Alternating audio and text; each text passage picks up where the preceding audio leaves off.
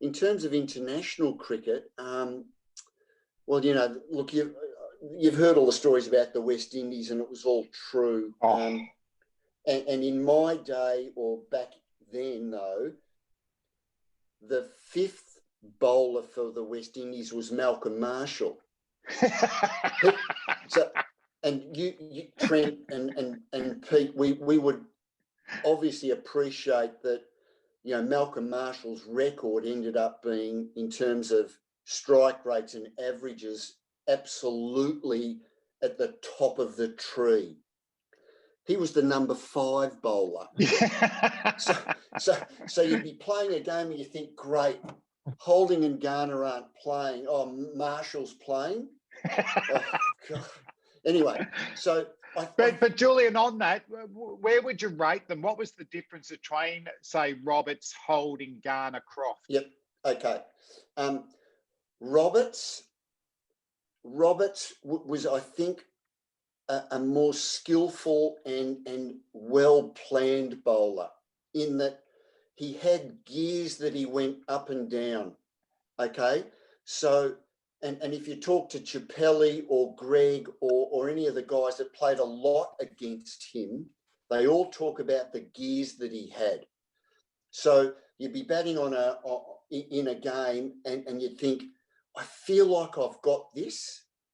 And then all of a sudden there'd be a ball at 145 and you'd think, golly, what was that?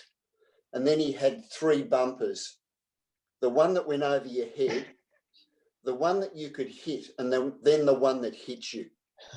But it was so well planned, and he was a strategic bowler. And of course, he had beautiful outswing, right? Because of his nice action. Holding was just fast all the time.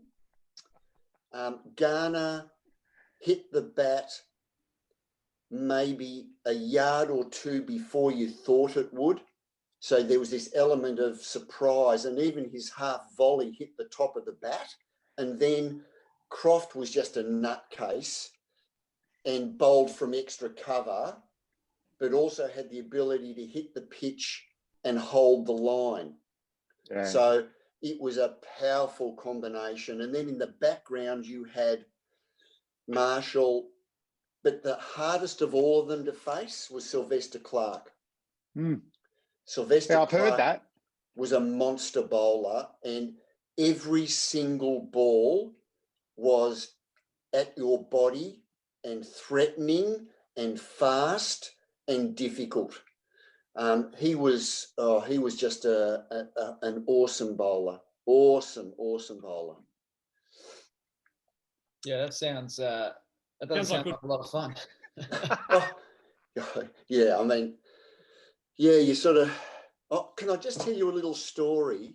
I want a little story about a batsman that you may or may not have heard, Bruce Laird.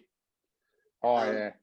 Wonderful guy. And when you talk to the Chappells, Bruce Laird, when they say, who are your most respected teammates? Bruce Laird is number 2 or 1 or 2. Amazing.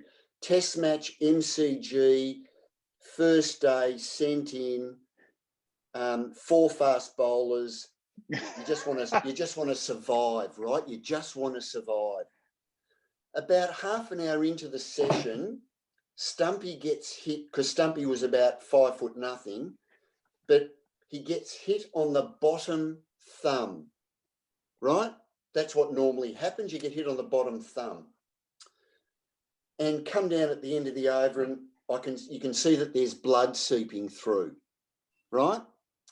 So I say to Stumpy, hey, we got to do something about this. You got to get this looked at. He said, go away. I can't take my glove off because I don't want to look.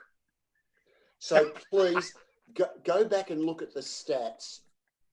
And it's burnt in my mind. He then batted for the rest of that session. With and look, you guys, we've all done this, right? He then comes off the ground at lunch, takes the glove off, and the skin on his thumb has been split. So he gets it stitched back up. He gets a couple of injections, goes back to bat, And I reckon he batted at least until halfway through the second session. And I mean, look, we've all got dozens of those stories, guys, and there's some of them get burnt into your brain more than others. And I just thought, wow, that is just amazing. But he's so highly regarded as a player of the fastest, hardest bowling, that he was so well regarded as a teammate and as a person. And